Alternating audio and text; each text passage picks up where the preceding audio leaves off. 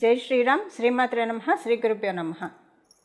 November 2వ తారీఖు నుంచి నవంబర్ 8వ తారీఖు వరకు ఈ వారం యొక్క గోచార గ్రహస్థితుల ఫలితాలు. గోచార గ్రహస్థితుల ఫలితాలు తెలుసుకోవడానికి ముందుగా గోచారంలో ద్వాదశ రాశుల్లో గ్రహాల స్థితిగమనాలు ముందుగా మనం పరిశీలిద్దాం. కర్కాటక రాశిలో దేవగురువైన బృహస్పతి వారి సంచారము, సింహరాశిలో కేతుదేవుని సంచారము, కన్యా రాశిలో శుక్రాచార్యుల వారి సంచారము. శుక్రాచార్యుల వారి సంచారం కన్యా రాశిలో 2వ తారీఖు వరకే ఉంటుంది. అంటే స్టార్టింగ్ ఆదివారం వరకే ఉంటుంది. మిగతా రోజుల్లో ఆయన అంటే సోమవారం నుంచి కన్యా రాశి నుంచి తులారాశిలోకి ఆయన అడుగు పెడుతున్నారు. తులారాశిలో సూర్యనారాయణమూర్తి సంచారము, మంగళ్ మరియు బుధ సంచారము, బుధ భగవానుని సంచారము వృశ్చిక రాశిలో, అలాగే రాహుదేవుని సంచారం వచ్చేసేసి కుంభరాశిలో, వక్రించిన శనేశ్వరుని సంచారము మీనరాశిలో ఉంది. చంద్ర భగవానుడు ఈ వారంలో 4 రాశులను చూడతాడు. కుంభరాశి మొదలుకొని వృషభ రాశి వరకు ఆయన సంచారం ఉంటుంది ఈ వారంలో. ఈ వారం యొక్క గోచార గ్రహస్థితులు ఇలా స్థితిలో ఉన్నారు. గోచారంలో గ్రహాలు ఇలా స్థితిలో ఉన్నాయి. గోచారంలో ఈ గ్రహగమనాలను అనుసరించి ద్వాదశ రాశుల వాళ్ళకి, ద్వాదశ లగ్నాల వాళ్ళకి ఫలితాలు మనం చూద్దాం. ఫలితాలు చూడటానికి ముందుగా ఈ వారము గోచారంలో ప్రత్యేక అంశాలు ఏవైనా ఉన్నాయా అవి ఒక్కసారి మనం పరిశీలిద్దాం. ఈ వారం చాలా ప్రత్యేకమైన విశిష్టాంశాలు చోటు చేసుకొని ఉన్నాయి మనకి గోచారంలో. అదేంటంటే 2 కేంద్రాల్లో 2 గురువుల సంచారము. అంటే 3వ తారీఖు నుంచి దైత్య గురువైన అసురు గురువైన శుక్రాచార్యుల వారి సంచారము ఆయన స్వక్షేత్రమైన మీనరాశిలో జరుగుతుంది. అలాగే గురు భగవానుడి సంచారము కర్కాటక రాశిలో. సో వీళ్ళిద్దరూ కూడా పరస్పర కేంద్రాల్లో ఉన్నారు. మనం కాలపురుషుడు కుండలిలోంచి చూస్తే చతుర్థ సప్తమ స్థానాల్లో పరస్పర కేంద్రాల్లో వీళ్ళ సంచారం ఉంది. అలాగే మంగళ్ ఇంకొక ప్రత్యేక అంశం ఏంటంటే 3 గ్రహాలు స్వక్షేత్రంలో ఉన్నాయి.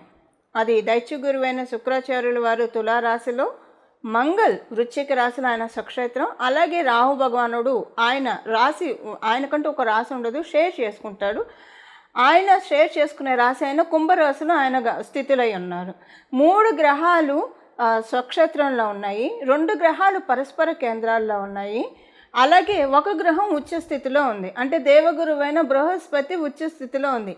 ఇన్ని ప్రత్యేకాంశాలు కూడి ఉన్నాయి. ఈ ఇప్పుడు ఖగోళంలో గోచారంలో గ్రహగమనాలు మధ్యలో ఇలా ప్రత్యేక స్థితి గమనాలు ఉంటూనే ఉంటాయి. కానీ ఒక్కొక్కసారి ఈ ప్రత్యేక స్థితి గమనాలు అరిష్టాలకి దారితీస్తుంది.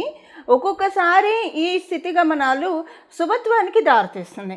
ఇప్పుడు శుభత్వానికి దారితీస్తూ ఉంది. అంటే చాలా మంచి ఒక కర్టన్ రైజర్. ఇది ప్రతి ఒక్కళ్ళకి అప్లికేబిలిటీ ఉంటుందండి. ద్వాదశ రాశుల వాళ్ళకి,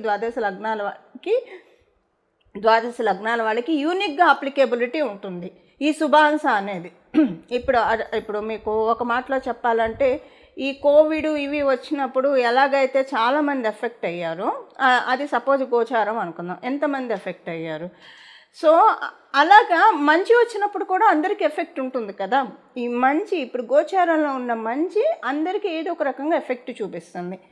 అయితే కొంతమందికి వాళ్ళ జన్మజాతకం బాగా వీక్గా ఉంటే అప్పుడు ఇది తీసుకోలేరు. దానికోసం మనం అంటే పూర్తిగా తీసుకోలేరు, అసలంటూ తీసుకుంటారు. ఒక 30% అయితే తీసుకుంటారు, 40% తీసుకుంటారు.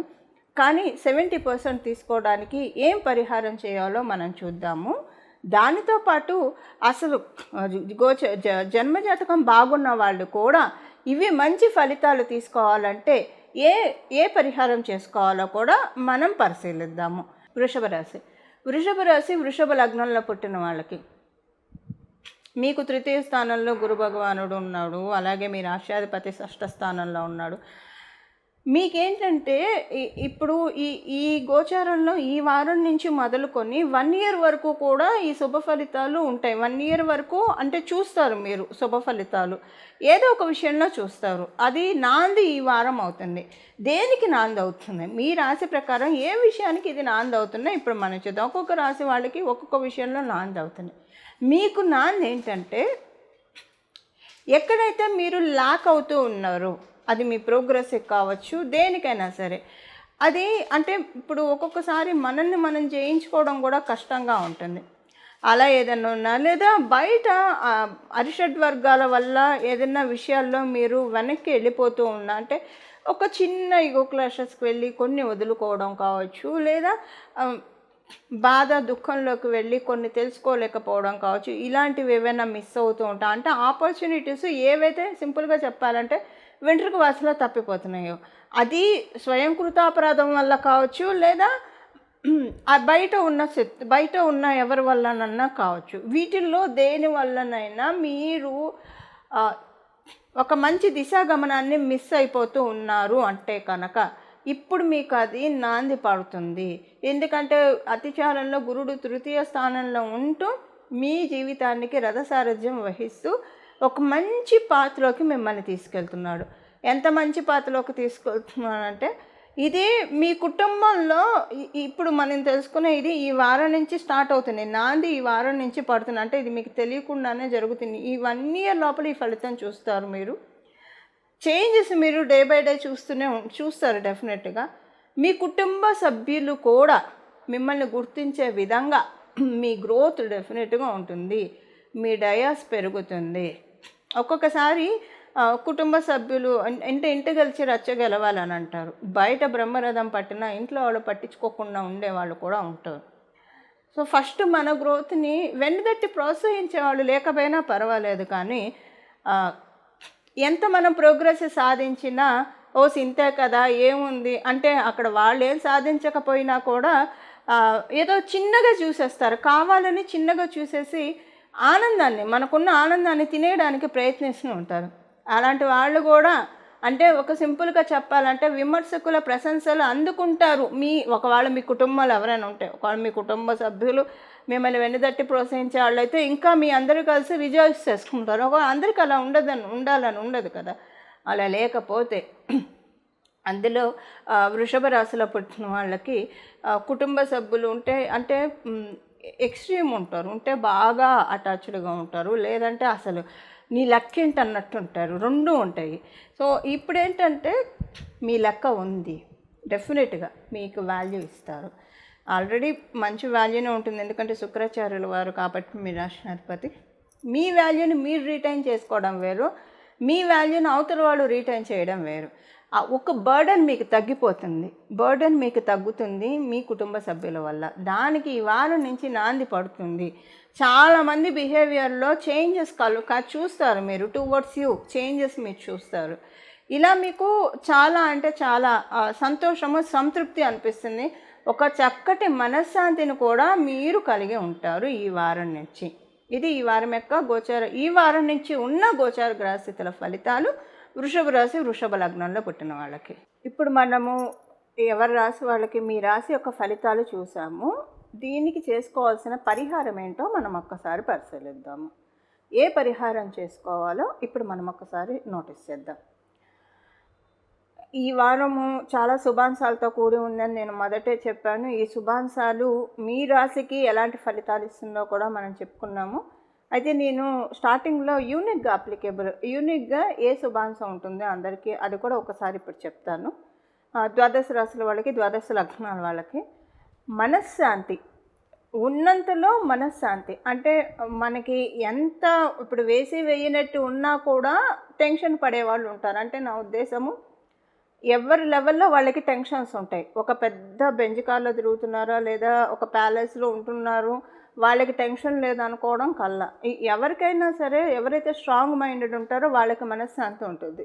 ఇది ఎవరికైనా అప్లికేబిలిటీ ఉంటుంది. ఇప్పుడు ఏంటంటే ఈ గోచారంలో ఉన్న గ్రహస్థితులు అందరికీనండి, మీ పరిస్థితులు ఎలాగన్నా ఉండనియండి, వాటిల్లోంచి కొంత మిమ్మల్ని హీల్ చేసి వాటిల్ని ఆ గాయాల్ని, కాలం చేసిన గాయాలు అందరికీ మాన్పే శుభ సమయము. వాటిల్లో నుంచి అందరం గట్టెక్కే శుభ సమయము. ఒక రకంగా చెప్పాలంటే అందరికీ ఏదో ఒక అంశంలో, అంటే పర్టికులర్గా ప్రతి ఒక్కళ్ళకి యూనిక్గా అప్లికేబిలిటీ అయ్యే పాయింట్, మన లైఫ్లో ఏదో ఒక ఆస్పెక్ట్లో కంప్లీట్గా మనశ్శాంతి అయితే ఉంటుంది. ఇది ఇక్కడి నుంచి స్టార్ట్ అవుతుంది. కాకపోతే ఈ ఈ ఇందులో మనకి మేజర్ ప్లానెట్స్ కూడా ఇన్వాల్వ్ అయి ఉన్నాయి కదా. ఇప్పుడున్న ఈ శుభాంశలు అంటే గురు భగవానుడు అలాగే రాహుదేవుడు కూడా ఇన్వాల్వ్ అయి ఉండడం వల్ల వీళ్ళిద్దరికీ చాలా కాలం సంచారం చేస్తారు. గురు భగవానుడు సంవత్సర కాలం పాటు ఇలా సంచారం చేస్తారు. కాబట్టి ఇప్పుడు మనం తెలుసుకున్న ఈ శుభాంశల్లో పెద్ద గ్రహాలు కూడా ఇన్వాల్వ్ అయి ఉన్నాయి. కాబట్టి ఇక్కడి నుంచి మొదలుకొని ఈ రాబోయే సంవత్సరంలో ఈ ఫలితం మీరు చూస్తారు. ఏదో ఒక ఆస్పెక్ట్ ఆఫ్ మీ లైఫ్లో ఏదో ఒక విషయంలో పరిపూర్తిగా మనశ్శాంతి దొరుకుతుంది. ఒకవేళ ఉదాహరణకి మీ జన్మజాతకం చాలా బలంగా ఉంటే ఒక 4-5 అంశాల్లో మనశ్శాంతిగా ఉంటుంది, అంటే తృప్తిగా అనిపిస్తుంది. ఈ భగవంతుడు దయ వల్ల ఈ విషయంలో నేను చాలా ఇప్పుడు కొన్ని విషయాల్లో వింటూ ఉంటాం కదా, ఫ్యామిలీ విషయంలో ఐఎమ్ బ్లెస్డ్, ఒక ఫైనాన్షియల్ ట్రబుల్ ఒక్కటే ఉందను, లేకపోతే ఫైనాన్షియల్గా వీఆర్ బ్లెస్డ్, కాకపోతే పిల్లలు మాట వినట్లేదనో పిల్లల విషయంలోనో ఇలాగే ఏదో ఒక అంశంలో అయితే మనశ్శాంతి లేకుండా ఉంటుంది. కొంతమందికి పాపం మల్టిపుల్ విషయాల్లో మనశ్శాంతి లేకుండా ఉంటుంది. సో మీ జన్మజాతకాలను అనుసరించి ఏదో ఒక అంశంలో డెఫినెట్గా మనశ్శాంతి ఉంటుంది. ఇక్కడ మొదలుకొని ఈ రాబోయే 1 ఇయర్లో ఈ విషయం ఖచ్చితంగా చూసే తీరుతారు. సెకండ్ థింగ్, ఒకవేళ మీ జన్మజాతకం బలంగా ఉంటే చాలా విషయాల్లో మనశ్శాంతిగా ఉండే అవకాశం కూడా ఉంటుంది. అది మళ్ళీ మీ జన్మజాతకాన్ని అనుసరించి ఉంటుంది. అసలు ముందు మనం దీన్ని కైవసం చేసుకోవడానికి, అంటే దేనికైనా సరే మనం ఒడిసి పట్టుకోవాలి, యోగాల్ని ఒడిసి పట్టుకోవాలి. గోచారంలో ఉన్న ఇప్పుడు వర్షం పడుతున్నప్పుడు ఆ నీళ్లు పట్టుకుంటే మనకి ఉపయోగపడతాయి, లేకపోతే అది భూమిలోకి వెళ్తే తర్వాత మనకు వస్తాయి. కానీ ఇమ్మీడియట్గా మనం వాడుకోవాలంటే మనం పట్టుకోవాలి. అలా గోచారంలో ఇప్పుడు ఒక అమృత వర్షాన్ని దేవతలు కురిపిస్తూ ఉన్నారు. ఈ అమృత వర్షాన్ని ఖచ్చితంగా పట్టుకోవడానికి మనం ప్రతి ఒక్కళ్ళం కూడా ప్రయత్నించాలి. దానికోసం చేయాల్సిన పరిహారం ఒక్కసారి మనం ఇప్పుడు చూద్దాం. ఈ పరిహారం మీరు నిత్యం దైవధ్యానం చేసేవాళ్ళు, ప్రతినిత్యం ఏదో ఒక ఆలయం సందర్శించే వాళ్ళు అయితే అసలు ఇంకా ప్రత్యేకించి ఏం చేయక్కర్లా, అది చేసుకుంటే సరిపోతుంది. కానీ ఇలా అందరికీ కుదరకపోవచ్చు. అంటే మామూలుగా చేసి దీపారాధన చేసి దండం పెట్టుకొని వెళ్తారు. కొంత టైము భగవంతుడికి కేటాయించలేని వాళ్ళకి ఇప్పుడు అందులో ఇప్పుడు మనం కార్తీక మాసంలో ఉన్నాం కాబట్టి ఈ నామాన్ని జపించుకుంటే చాలా చాలా మంచి ఫలితాలు మనం చూస్తాము. అదేంటో ఇప్పుడు మనం చూద్దాం. ఇప్పుడు ఉంటున్న ఈ శుభత్వంలో మనకి మేజర్గా స్టార్టింగ్ శుభత్వం గురు భగవాను నుంచి దేవగురువైన బృహస్పతి నుంచి స్టార్ట్ అవుతుంది. తర్వాత సెకండ్ ప్లానెట్ దైత్య గురువైన శుక్రాచార్యులు వారు మేజర్ గురువులు ఇంపాక్ట్ ఉండడం వల్ల పరమశివుణ్ణి ఈ నామంతో కనుక ప్రతిరోజు కూడా మనసులో ఇప్పుడు మీరు ఓంకారం చేర్చైతే స్నానం చేసిన వెంటనే జపించాలి ఒక 108 సార్లు అలాగా. లేదు మనం రోజు జపించుకుంటామంటే అప్పుడు ఓంకారం చేర్చకుండా ఉత్తనామాన్ని జపించుకోవచ్చు. ఎప్పుడైనా ఉత్తనామం అయితే అంటే బీజాక్షరాలు చేర్చకుండా నామజపానికి ఎలాంటి దోషం ఉండదు, ఎప్పుడైనా జపించవచ్చు. అందుకే కదా మనం పేర్లు పెడతాము, నారాయణ అనో లేదంటే శర్వాణి అనో దుర్గా అనో భవానీ అనో ఇలా మనం భగవంతుడి పేరు పెడతాం. ఇప్పుడు ఈ టైంలో ఉన్న ఈ అమ్మవారి పేరు పిలవకూడదు అలా ఏం పెట్టుకోం కదా. అందుకే నామజపానికి ఎప్పుడు తప్పు ఉండదు. సో మీరు రోజు స్నానం చేసిన తర్వాత శుచులయ్యి ఒక 108 సార్లు లేదా 21 సార్లు కనీసం ఓంకారం చేసుకోండి. తర్వాత మామూలుగా కూడా దీన్ని ఓంకారం చేర్చకుండా చదువుకోవడానికి ఈ నామాన్ని స్మరించండి. ఇప్పుడు ఆ నామం ఏంటో మనం చూద్దాం. ఓం భీమాయ నమః, ఓం భీమాయ నమః, ఓం భీమాయ నమః.